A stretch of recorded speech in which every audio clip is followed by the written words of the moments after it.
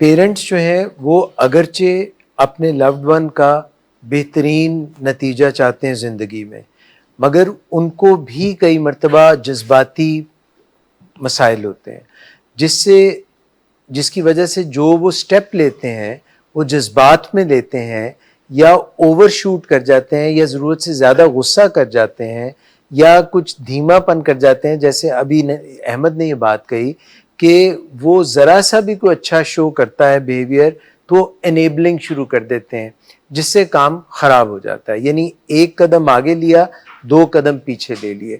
تو یہاں پہ جو آپ نے بات کی ٹرائنگل کی، اس میں جب ہم کاؤنسلر کو ساتھ لے کے چلتے ہیں تو وہ نہ صرف پیشنٹ کو ایموشنل سپورٹ دے گا بلکہ فیملی کو بھی ایموشنل سپورٹ دے گا، جس سے یہ فائدہ ہوگا کہ جو اصل میں فیملی اور پیشنٹ نے آپس میں مسئلہ حل کرنا تھا ان کے درمیان ہی مسئلہ حل ہونا چاہیے، کیونکہ ہر وقت کاؤنسلر موجود نہیں ہوگا.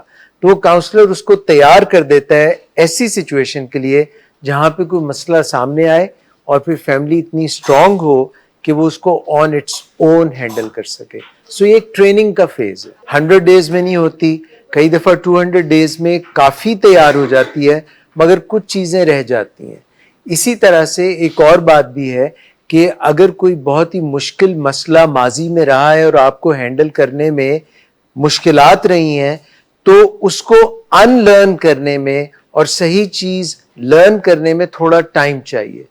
اور یہ ایک تو ٹائم چاہیے، دوسرا جب ہم کسی ایکسپرٹ کی مدد ہائر کر لیتے ہیں، لے لیتے ہیں، تو پھر ہم اکیلے اور تنہا نہیں ہوتے، ہماری ڈیسیژن فٹیگ نہیں ہوتی. جو فیصلے ہوتے ہیں ان کی بھی فٹیگ ہوتی ہے، ان سے بھی آدمی تھک جاتا ہے.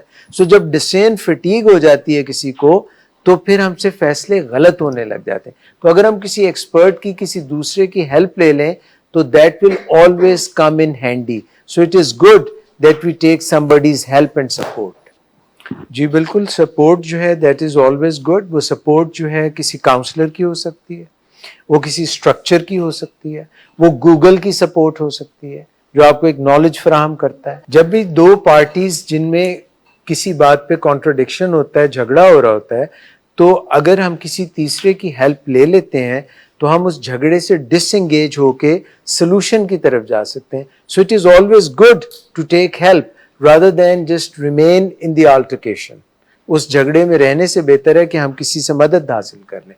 So that is always a feasible and productive way of doing it. اگر ہم مدد نہیں لیں گے، اسی میں الجھے رہیں، it can escalate it, it can be counterproductive.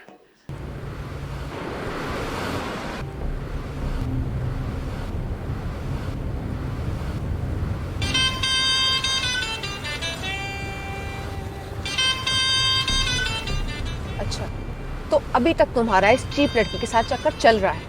تم کون ہوتی ہو مجھے پوچھنے والی؟ اوکے، اور تم ان گھٹیا لڑکیوں کے ساتھ گلچھرے اڑاتے پھرو تو میں چپ بیٹھوں.